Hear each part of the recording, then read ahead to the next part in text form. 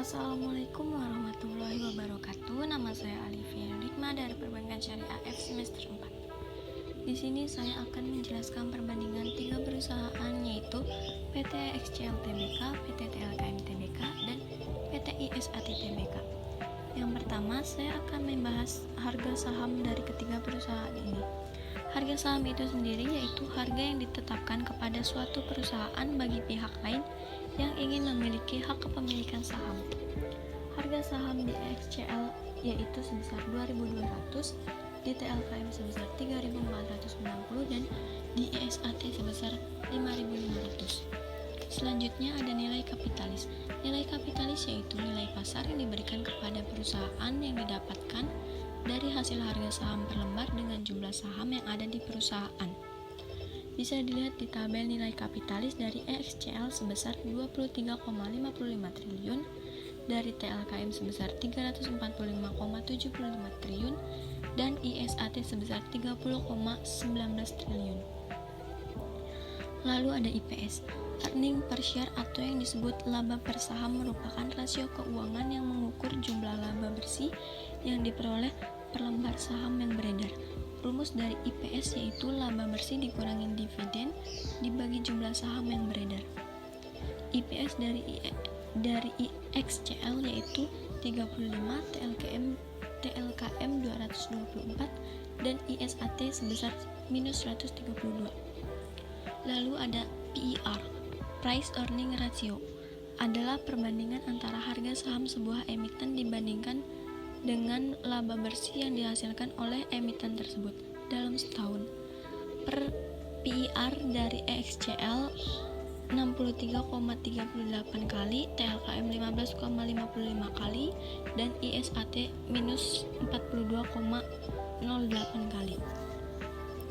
Setelah itu ada PBV, Price to Book Value, rasio valuasi investasi yang sering digunakan oleh investor untuk membandingkan nilai pasar saham perusahaan dengan nilai bukunya. PBV dari EXCL itu 1,23 kali, TLKM 3,40 kali, dan ISAT 2,54 kali. Lalu ada ROI, Return of Equity. Secara umum, ROI berarti rasio probabilitas untuk mengukur kemampuan suatu perusahaan dalam menghasilkan laba dari investasi yang dilakukan pemegang saham pada perusahaan tersebut.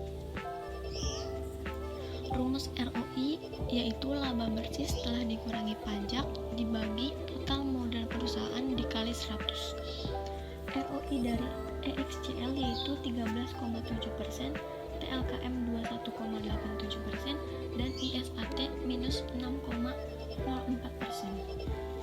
Selanjutnya ada DER, Debit to Equity Ratio, sebuah rasio keuangan yang membandingkan jumlah hutang dengan ekuitas.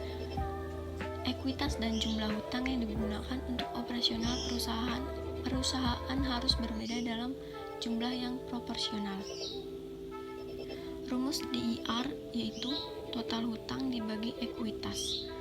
DIR dalam EXCL yaitu 0,22%, TLKM sebesar 113,38%, dan ISAT 420,08%. Yaitu selanjutnya yang terakhir dividend yield. Dividend yield yaitu adalah rasio keuangan yang digunakan untuk mengukur berapa besar tingkat keuntungan yang dibagikan oleh perusahaan ke pemegang saham.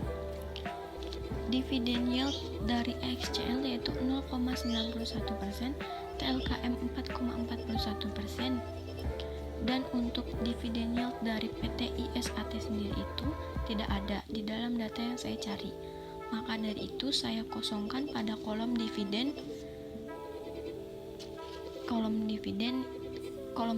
yield ISAT sesuai dengan data yang ada. Jadi kesimpulan dari tabel di atas yaitu perusahaan XCL memiliki DIR yang kecil. Jadi perusahaan XCL adalah perusahaan yang baik karena semakin kecil DIR-nya maka semakin kecil juga hutang yang dimiliki perusahaan tersebut. Sekian dari saya, kurang lebihnya mohon maaf. Wassalamualaikum warahmatullahi wabarakatuh.